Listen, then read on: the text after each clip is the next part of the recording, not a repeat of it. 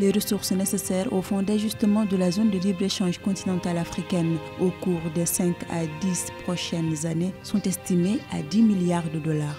La Banque africaine d'import-export Afreximbank a déjà engagé 1 milliard de dollars. Un montant de 207 milliards de francs CFA a été mobilisé par la Banque des communes du Cameroun, dénommé le Fonds spécial d'intervention intercommunale en 2020. En outre, l'institution a effectué des dépenses de 150 milliards de francs CFA, soit un écart positif de 57 milliards de francs CFA en 2020. 24,7 milliards de francs CFA, c'est le montant de l'engagement des agences américaines au Togo en 2021. Ainsi, les subventions sont allées en grande partie au secteur des télécommunications et de la gestion administrative du pays.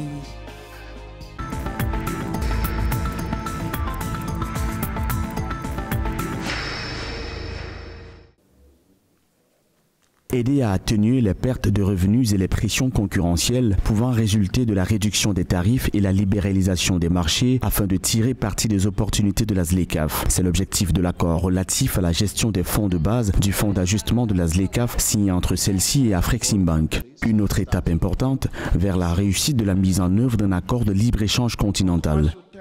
We have in the shortest period of time achieved what Nous avons en très peu de temps acquis ce qu'objectivement je désignerais par réaliser un succès remarquable en ce qui concerne l'accessibilité du financement du commerce à plusieurs Africains et le commerce sous la ZLECAf accessible aux petites et moyennes entreprises et aux jeunes entrepreneurs à travers notre continent.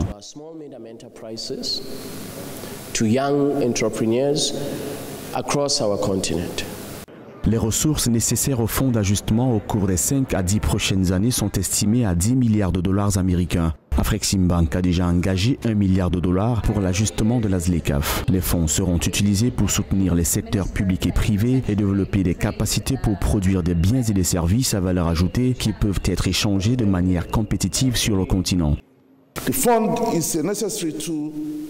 Le fonds est un outil nécessaire pour s'assurer que les implémentations de la ZLECAf n'affectent aucun pays. Ces implémentations seront insignifiantes si elles ne contribuent pas à la prospérité économique du continent.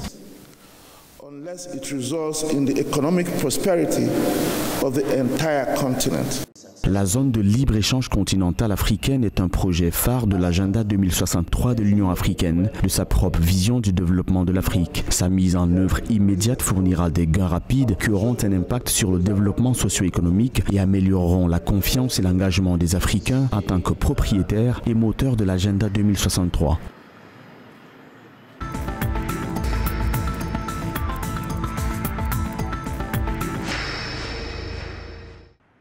Au titre de l'exercice 2020, la Banque des communes du Cameroun, dénommée le Fonds spécial d'intervention intercommunale, a enregistré des résultats essentiellement positifs. Ils se sont estimés à 207 milliards de francs CFA en termes de ressources mobilisées. Toutefois, les dépenses ont atteint 150 milliards de francs CFA, ce qui représente un écart positif de 57 milliards de francs CFA en 2020. Le bilan d'activité de la Banque des communes concerne l'exécution de 4 programmes prioritaires axés sur la mobilisation et la mise à disposition des ressources, le développement local, la gouvernance et le pilotage et l'administration.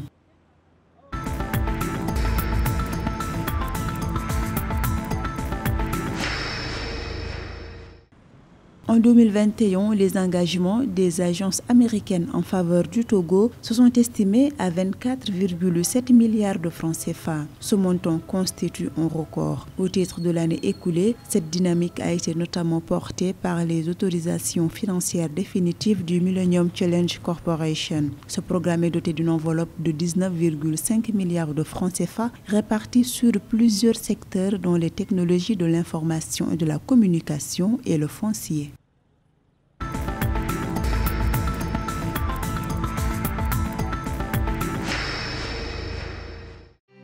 Dans le cadre de l'amélioration du recouvrement des recettes et de la gestion des dépenses en République démocratique du Congo, la Banque mondiale a alloué un financement de l'ordre de 250 millions de dollars au pays. Le projet, baptisé Encore, bénéficiera de 125 millions de dollars sous forme de dons et l'autre moitié comme crédit. Il vise à renforcer la crédibilité et la discipline budgétaire, la rationalisation des dépenses fiscales et la consolidation de la réforme de la taxe à valeur ajoutée, la rationalisation des recettes non fiscales, entre autres.